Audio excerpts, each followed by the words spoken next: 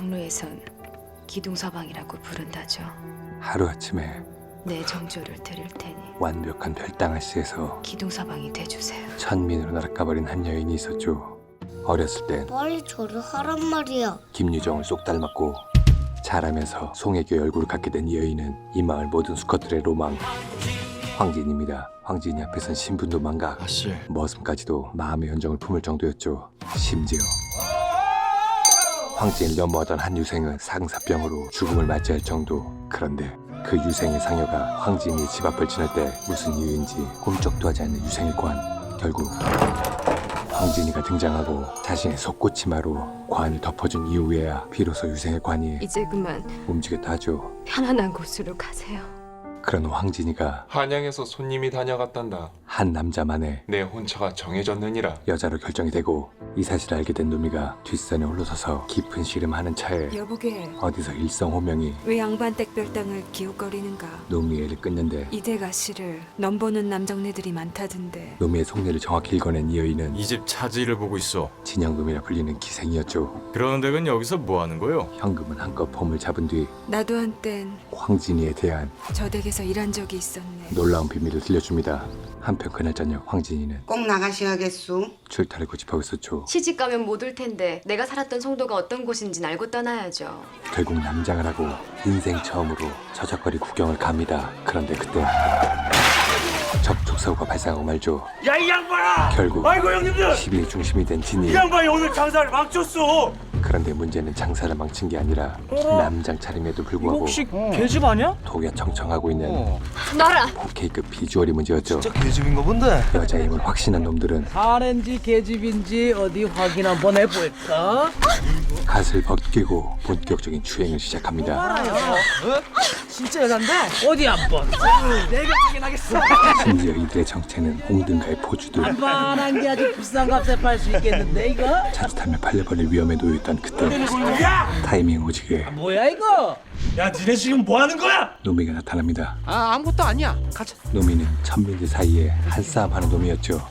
덕분에 위기에서 벗어난 황진이는 그 다음날 출가하기 전 마지막 불공을 들이고 고맙다고요. 집으로 향하던 길에 할멈 없었으면 제가 이렇게 잘할 수 있었겠어요. 특이한 형태의 상여 해녀가 마주하게 되는데 줄무지장이라 몸을 팔던 여인이 죽으면 저렇게 즐거운 음악으로 저승길을 바래준답니다. 어느 한 기생의 장례였던 거죠. 그런데 그 해녀를 따르고 있는 노미의 모습을 황진이가 보게 되고 집에 돌아온 황진이를 기다리고 있는 건 며칠 전 한양에서 파혼을 하겠다고 사람을 보내왔다. 갑작스러운 파혼 소식. 그런데 내가 시집 올 때 파혼 따윈 웃을 정도로 더 충격적인 이야기 시작합니다. 현금이라는 몸종을 데리고 왔다. 노미와 만났던 현금이가 언급되고 세상에 여자 몸종과 둘도 없는 성인 군자여 주인 나으리, 효자라고 떠받들던 내 애비가 뻔하지만 비극적인 이야기에 내 몸종까지 겁탈했다. 불길한 기운이 황진이를 엄습하는데 그런데 배가 불러오더구나. 역시나 임신을 하고 내 손으로 현금이 아이를 받아서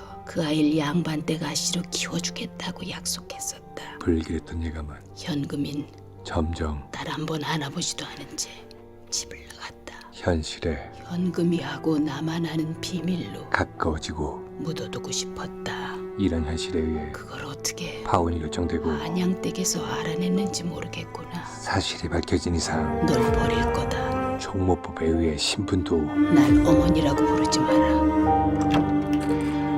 더 이상 양반이 아닌 천민이 되는 거였죠. 여태껏 살아온 인생이 일순간 거짓이 돼버리고 충격적인 이 상황에 노미가 돌아오던 날 웬 여인네를 우연히 만났답니다. 또다시 충격적인 얘기를 듣습니다. 만인 몸종이었다고 하더래요. 친엄마 현금에 관한 이야기였죠. 그런데 오늘 줄무지장을 치렀답니다. 낮에 보았던 상여가 바로 엄마의 상여였던 거였죠.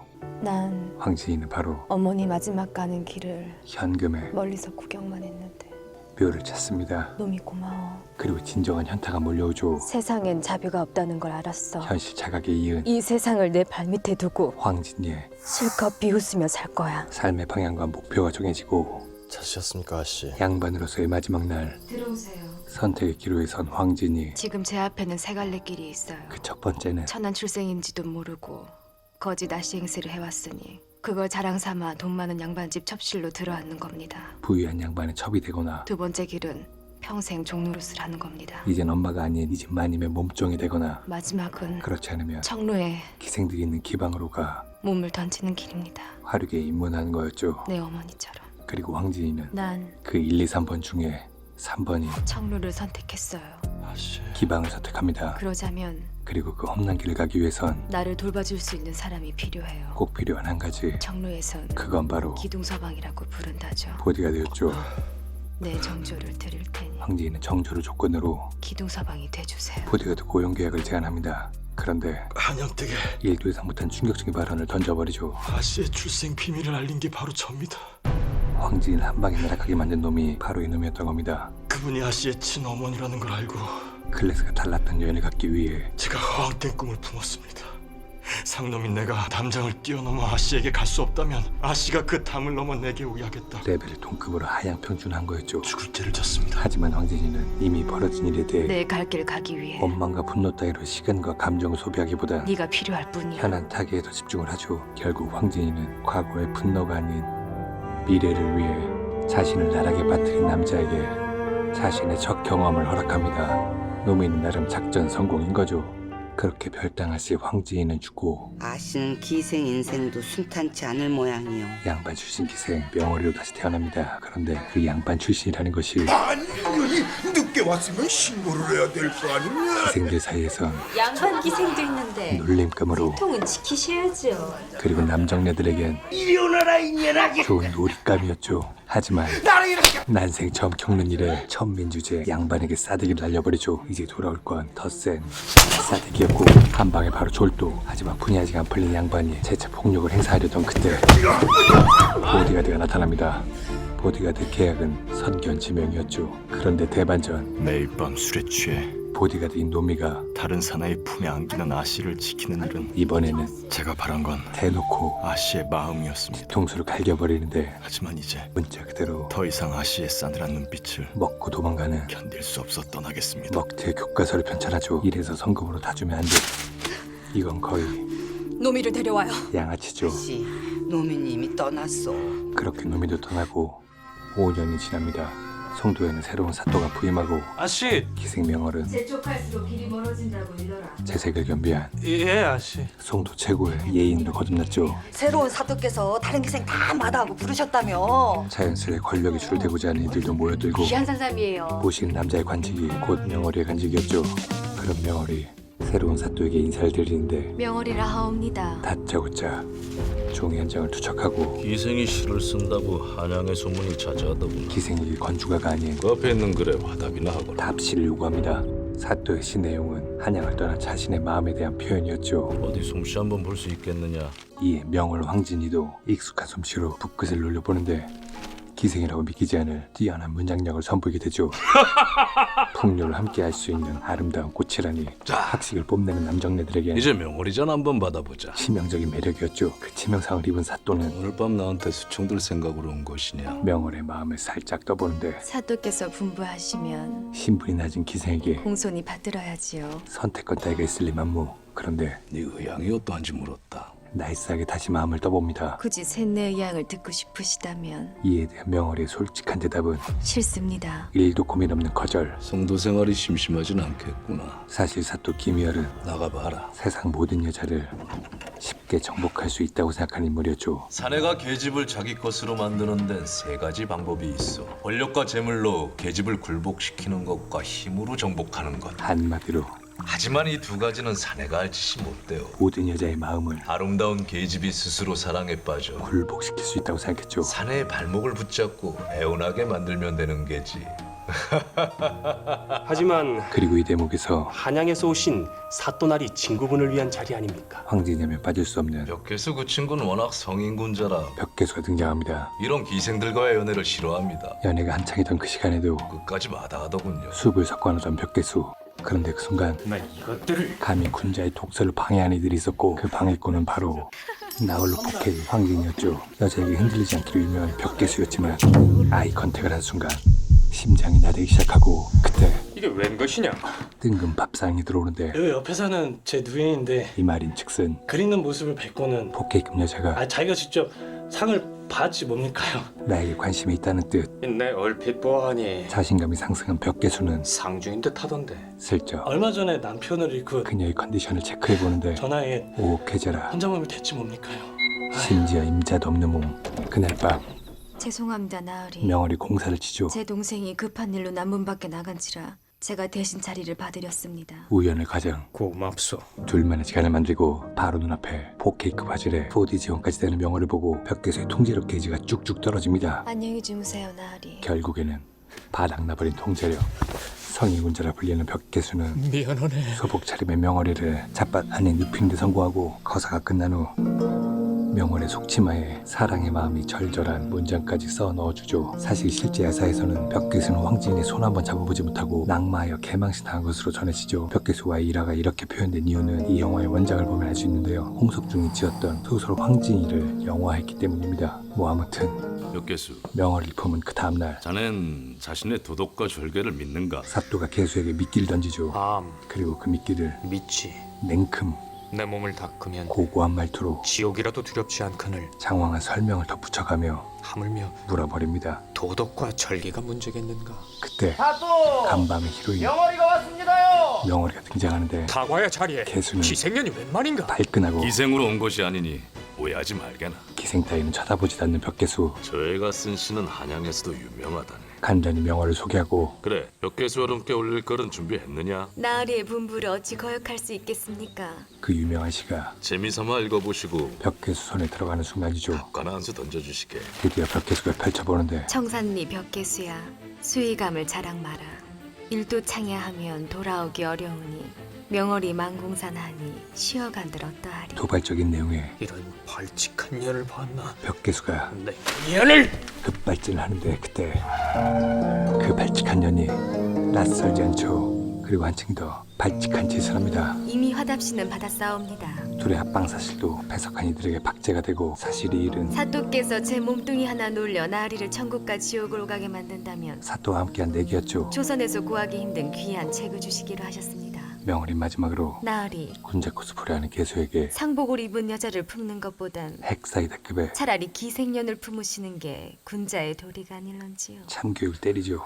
그렇게 벽계수를 골로 보낸 사또는 명월아, 이번에는 꽃늪에 서하담이란 자가 있는데 서하담이란 인물의 학문이 깊고 도학군자라는 소문이 자자하다. 좌표를 찍고 어떠냐? 본성털이를 성인군자라는 칭송을 듣는 그자의 제안하는데 참모습이 궁금하지 않느냐? 명월의 목표도 저와 사또가 세상을 비웃어주는 거. 가장 즐기는 놀이 아닙니까? 흔쾌히 군자 간별사가 되어 서하담을 찾습니다. 그런데 출타 중이었던 서하담은 해가 진 뒤에야 모습을 나타내죠. 그때까지 존버했던 황진이는 오히려 잘됐다고 생각하고 꼭 한번 뵙고 싶어 기다렸는데 벌써 날이 어두워졌네요. 어두워진 걸 핑계 삼아 하룻밤 깜빡이도 켜지 않고 묵어가도 되겠습니까? 훅 들어갑니다. 이 말의 화담은 먼저 몽타주를 확인한 후 흔쾌히 마음 가는 대로 하시. 하룻밤을 허락하죠. 모든 게 명월의 작전대로 진행이 되고 그들은 밤새 나무 한 그루가 사랑을 나누는 게 아닌 자네가 가야 할 길을 막고 있다면 어쩌겠는가. 지식을 나누게 되죠. 기생이 된 이후로 너를 힘들게 하는 것은 삶에 연연하는 너의 이기적인 마음이다. 처음으로 큰 가르침을 받고 돌아온 명월은 그래, 사또와의 놀이가 도학군자의 달바가진 벗겨 왔느냐? 한심하게 느껴지고 화적대나 사또나 사또 존재 자체도 본래는 다를 것이 없다면 어떻겠습니까? 하찮게 보이기 시작하죠. 사내나 계집이나 그리고 화담하게 들었던 종놈이나 양반이나 진리의 조각들을 본래는 다 길가의 잡초나 돌멩이 똥이나 같다면 마치 간증을 하듯 어쩌겠습니까? 다 쏟아내고 니년이 지금 무슨 소리를 듣고 온 게냐? 이어서 황진이는 한동안 찾아뵙기 힘들 듯합니다. 사또와도 거리를 두죠. 그리고 며칠 후 저작거리에 나선 황진이의 눈에 방이 하나 들어오는데 저 사람을 왜 잡는데요? 그는 바로 화적들을 돌변한 먹튀 놈이었죠. 그리고 놈이가 명월이 기둥서방이었단 말이냐? 명월과의 관계도 알려집니다. 그 말을 들은 사또는 화적들을 잡으려는 사또가 아닌 놈이가 어떤 사느냐? 기둥서방을 질투하는 남자가 되고 놈이를 잡지 못하면 네가 죽을 자네야! 전병력을 노미를 잡는 데 투입. 놈이 짚어는 시간 문제였죠. 그리고 이런 분위기는 수교 어른이 우리 집에 다 오시고 이게 어쩐 일이십니까? 명월의 귀에도 사또가 놈이를 잡겠다고 혈안이 돼 있네. 들어가게 되고 기둥서방도 서방이라고 명월은 노미를 구하고자 사또를 찾아갑니다. 그리고 노미는 송도를 완전히 떠났다는데 노미를 언급하는데 뭐라? 노미 이름이 나오자 사또는 며칠 동안 얼굴 곱빼기도 안 보이다니. 불편한 심기를 적나라하게 드러내죠. 니년 기둥서방이 도망쳤다는 소리를 듣고야 매달리는구나. 그 말에 황진이는 더 확실하게 매달리죠. 하지만 사또는 말했다만 입으로는 원칙을 얘기하면서 난 여지껏 마음이 없어하는 계집을 억지로 취한 적이 없다. 눈은 명월이 몸에 낙원 상태였죠. 스스로 사또를 매시고 싶어. 그런 사또의 마음을 꿰뚫고 있는 명월은 그래서 하는 일이옵니다. 육탄 돌격을 감행. 결국 사또는 황진이를 취하게 되고 황진이는 놈이 덕에 원치 않는 관계를 또 한 번 허락하고 맙니다. 다음날 아침 좀 더 누워있거라. 자신을 차갑게 대하는 황진에게 소견머리 없는 계집들이 사또는 금방 마시고 난 우물에다 침을 뱉는 게야. 권력의 형질을 말해줍니다. 금방 다시 목이 마르게 된다는 걸 생각지 않거든. 이 말은 곧 너도 지금은 이 우물에 침을 뱉는다만 자신도 권력으로 조만간 다시 이 우물을 찾게 될 것이다. 여자를 굴복시키는 사람임을 자백한 거죠. 이에 황진이는 송도에 꺾지 못할 것이 3가지가 있습니다. 송도 3절로 답을 하는데 첫째는 박연폭포고, 둘째는 꽃늪의 서화담입니다. 그분은 진정한 성인입니다. 사또와는 견줄 수 없는 세상에 계신 분이지요. 그리고 3번째는 황진이가 말하는 마지막은 바로 저 본인이었죠. 명월입니다. 꺾이지 않는다는 말에 약이 오른 사또에 대해 명월이 일침을 가하는데 기생연을 이토록 어렵게 품는 사내가 어딨답니까? 그야말로 사돈, 영리를 후벼판 거죠. 제가 본 가장 더러운 위선의 탈바가지입니다. 결국 사또는 바닥을 드러내고 권력 앞에서도 꺾이지 않을 수 있는 유일한 방법은 속세와 등지는 것이었죠. 명월 황진이는 세속적인 삶을 벗고 화담의 제자가 되기 위해 산을 오르는 것으로 이 영화는 끝이 납니다. 배우 송혜교가 오르고 있는 저 산은 진짜 금강산이었고 제작비도 100억이 들어가는 대작이었지만 영화에 대한 평가가 그리 좋지 않은 이유는 제목은 황진이었지만 영화의 주된 내용은 사랑하는 여인을 수렁에 빠뜨리고 남몰라라 했던 억티 노미가 의족 홍길동놀이를 하는 것을 주된 내용으로 담고 있기 때문이었죠. 공감도 이끌지 못했지만 황진이를 기대하고 봤던 관객들은 듣보잡 노미의 서사를 보다 오는 거였습니다. 포장과 내용물이 전혀 다른 한마디로 뒤통수였죠. 황진이의 인생을 조금 더 입체적으로 풀었으면 어땠을까 하는 아쉬움이 남는 영화 황진이었습니다.